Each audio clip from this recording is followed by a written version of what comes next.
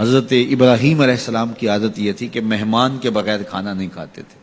اور یہ بات ذہن میں رکھو کہ جو کھانا مہمان کے ساتھ کھایا جاتا ہے اس کا حساب نہیں ہوگا، چاہے وہ پرتکلف ہی کیوں نہ ہو. تو جب بھی بھوک ستاتی تو کسی شخص کو ڈھونڈ کے لے آتے اور اس کے ساتھ دسترخوان پہ بیٹھ کے کھانا کھاتے.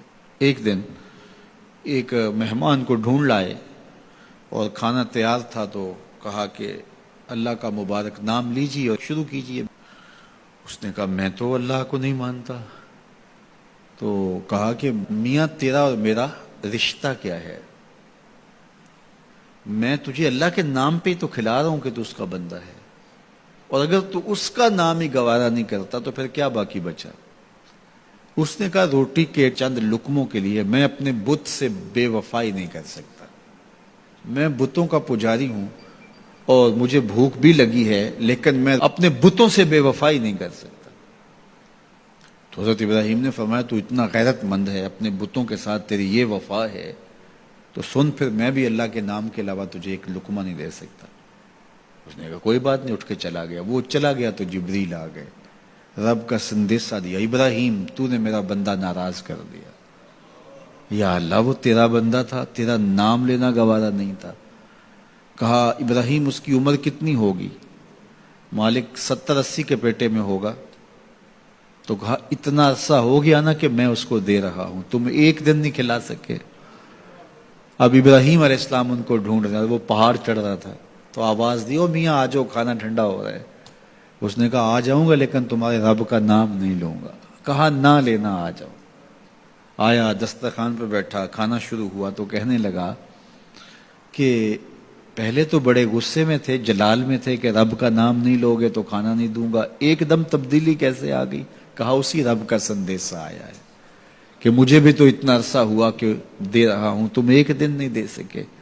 تو اس نے کہا تیرا رب اتنا مہربان ہے تو مجھے بھی اس اپنے رب کا غلام بنا لے.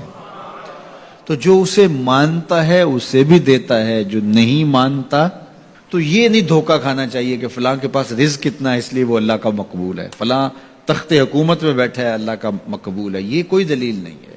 کتنے لوگ ہیں جو اس کے منکر ہیں، اس کے وجود کے منکر ہیں، لیکن اس کے باوجود ان کو اتنا عطا کرتا ہے. بلکہ فرمایا اگر تمہارا مجھے لحاظ نہ ہو تو کافروں کے گھروں کی سیڑھیاں بھی سونے اور چاندی کی ہوں، چونکہ ان کو سب کچھ دنیا پہ دے دیا جائے گا، آخرت میں ان کا کوئی حصہ نہیں.